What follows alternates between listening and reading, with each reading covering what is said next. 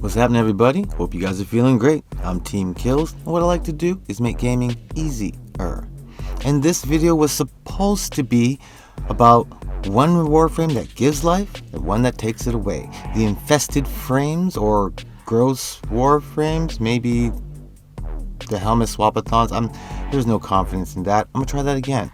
But anyways, I ended up finding four pretty good swaps for Nidus alone, 6 for Saryn, and then there's the bug builds. So if I did these all these in one video, I wouldn't do any of them justice. So welcome to Gross Warframes Part 1, Nidus's ultimate Helminth swapathon. That's better. Anyways, make sure you don't miss Part 2 and 3.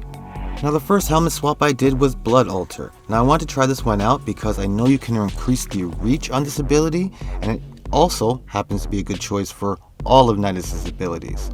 But mostly is because I wanted to see, I was a little curious, what would happen if I stood inside Nidus's vomit and this cursed blood mage circle. Just maybe, it would finally be enough health return that I could use combat discipline as an aura mod, kill a lot of people and not kill myself in the process. And the answer is yes, it works very nicely.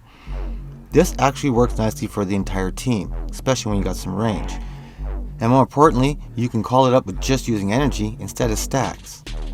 Now, when you are standing in Nidus's vomit, or you're in the blood altar cursed mage circle zone, whatever it is, they both heal you, but you're kind of stuck there. So I figured Trinity's Well of Life would be a perfect replacement. Now you're way more mobile, and once again it just costs energy instead of stacks, plus you can share it with the whole team, and range will work perfectly for this. Now if you want, and I suggest you should, you can add the Pool of Life Syndicate mod. Now what this does is, when you kill an enemy that's affected by that, when they die, they will drop 4 health orbs and a 25% chance of dropping an energy orb. This is pretty good.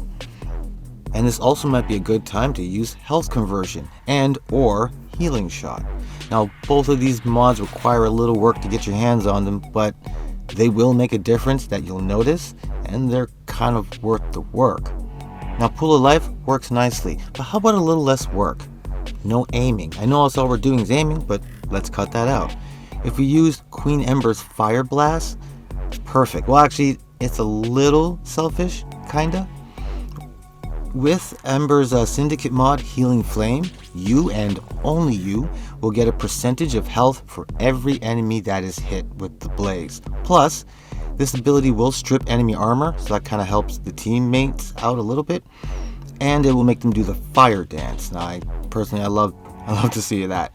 Now, what really makes this build work is when you put Growing Power on for an aura mod. This will give you an extra 25% damage boost for your abilities for 6 seconds after you apply a status effect.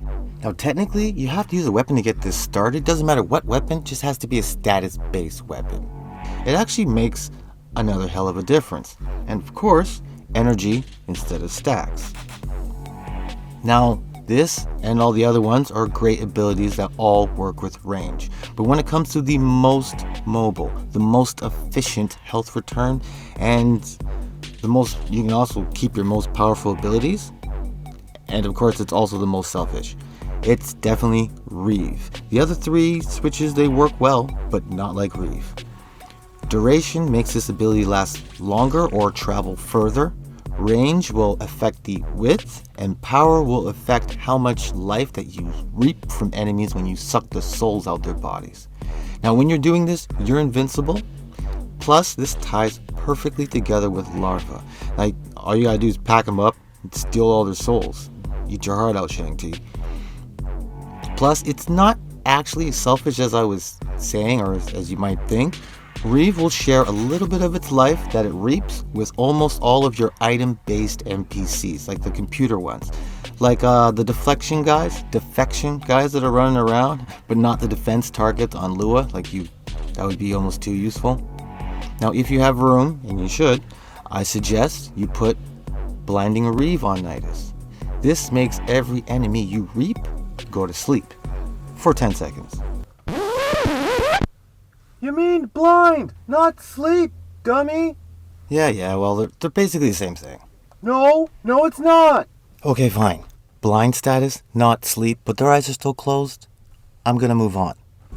Now, unlike when you put Larva on Grendel, which is fun by the way, you don't have to wait for the first animation to finish before you can effectively use your next ability. Plus, when they fall out in that little pile, they're all sleepy and spooning. You can wake them up, give them a permanent dirt nap, or don't. You just leave them there. You can do whatever the hell you want. So Reva is easily my favorite of the 4 swaps. By the way, you can 100% reap the same soul more than once. I know it sounds crazy, like you can't reap a soul more than once, but I can't remember somewhere. I remember hearing that you can. It's like proven.